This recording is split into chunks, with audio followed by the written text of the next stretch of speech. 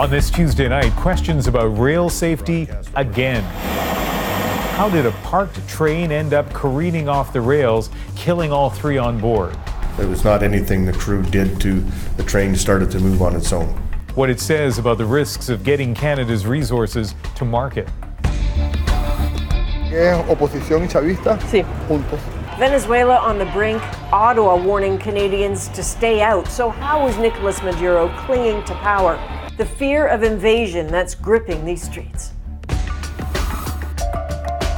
And Trump's State of the Union. Walls work and walls save lives. So let's work together, compromise, and reach a deal.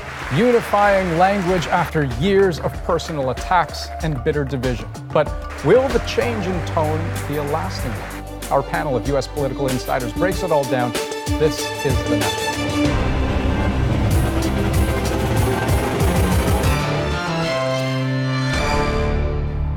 Investigators are zeroing in on why a freight train derailed yesterday in the Rocky Mountains, sending the crew members plunging to their deaths. The Transportation Safety Board knows the train was stopped for a crew change when the brakes released. The question is, why? The incident has put rail safety back in the spotlight in Canada when train traffic is on the rise. The CBC's Aaron Collins has new details on how the crash unfolded. From the air, it looks like a scar on the land, the spot where dozens of rail cars left the track, sliding to a creek bed at the bottom of Cathedral Mountain.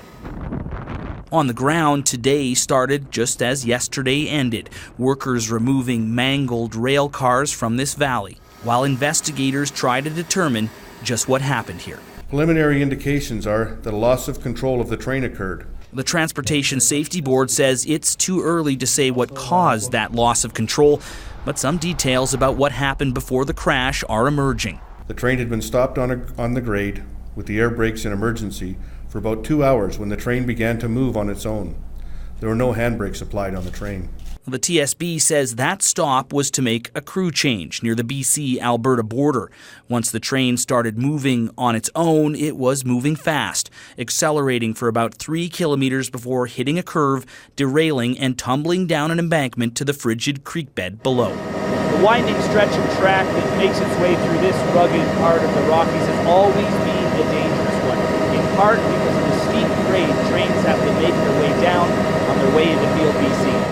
Another train crashed here last month. No one died in that derailment, but the union representing the dead CP employees says 8 rail workers have died in Canada since November 2017. And they want more done to keep them safe, something the federal government says it already does. It's always a possibility that accidents or derailments will happen. We're trying to make it as safe as possible, and we will continue to make that our priority. The cleanup will continue here in the coming days as investigators search for the train's event recorders, tasks made more difficult by the frigid weather and rugged terrain that may have played a role in this tragedy. Aaron Collins, CBC News, Calgary. As we mentioned, this derailment comes at a time when trains are carrying an increasing number of goods. More than 313 million tons of products were moved by rail in 2017, and that's an increase of 7% over the year before, the strongest growth in years. Much of the increase is due to petroleum, and with a glut of oil in Alberta and plans for the Trans Mountain pipeline expansion stalled, the province is seeking to buy as many as 7,000 rail cars to get its crude to market, and that's prompting concerns from some about the safety standards for rail cars carrying dangerous goods. And Alberta's Premier addressed this issue tonight in our national conversation in Edmonton. Rachel Notley says she feels the pipelines are the safest way to transport oil and gas products.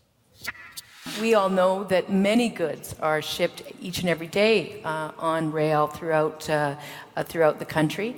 But quite frankly, what all Albertans want is for our products to be shipped by pipelines. And we'll have in-depth coverage from Alberta later in the hour, including more from the Premier and an interview with her political rival, Jason Kenney.